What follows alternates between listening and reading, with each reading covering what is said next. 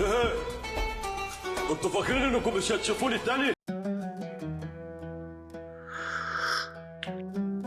خليك معايا شوية عشان القصة دي تستاهل.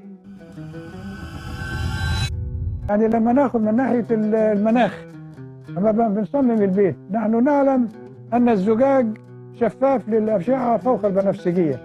يعني لما يكون أنا أعمل باكيت الأوضة بتاع البيت بتاعي أعمله إزاز عشان يبقى معاصر، يبقى مودرن، أعملها إزاز 3 متر في 3 متر، تدخل 2000 كيلو كالوري في الساعة، 2000 كيلو سعر في الساعة.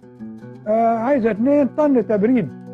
فدي يعني ان المهندس لما بيعمل دي علشان يبقى مودرن بقى متخلف، ونقدر نقيس تخلفه بمقدار الكيلو كالوريز اللي زودها زياده.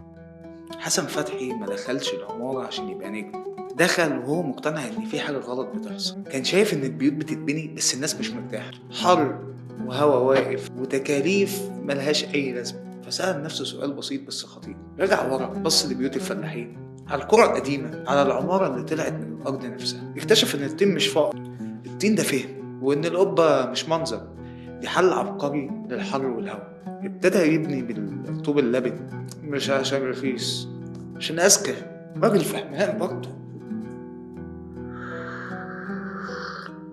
بيوت بتبرد نفسها، حوايط بتتنفس، فراغات معمولة على مقاس الإنسان. وجت بقى على التجربة الكبيرة، قرية القرنة الجديدة. الناس كانت فاكرة إن هي مجرد بيوت بديلة، بس حسن فتحي كان شايفها حلم كبير، مجتمع ومسجد وسوق ومسرح، مش بيوت مرمية جنب بعض. دي حياة. بس الحقيقة التجربة كانت صعبة، مقاومة وعدم فهم. وقتها كتير قالوا ده بيرجعنا لورا، وهو كان واقف لوحده بس ثابت، مؤمن إن العمارة لازم تخدم الإنسان، مش تفرض عليه شكل حياة مش بتاعته. السنين عدت واللي ما كانوش شايفينه بدأوا يشوفوه. جامعات بره مصر ابتدت تدرس أفكار، العالم اتكلم عن العمارة المستدامة وكأنها اختراع جديد، وحسن فتحي كان عاملها من عشرات السنين. الراجل ده ما بناش أبراج وجرى ورا الصيت ولا سعي للضوء، بس علم الأجيال إن العمارة ممكن تبقى رحيمة، ذكية، وطالعة من الأرض اللي واقفة عليها. ولو سألتني، حسن فتحي مش مجرد معماري وبس، فيلسوف كمان، ده واحد فهم المكان قبل ما يسيبه. بس سلام.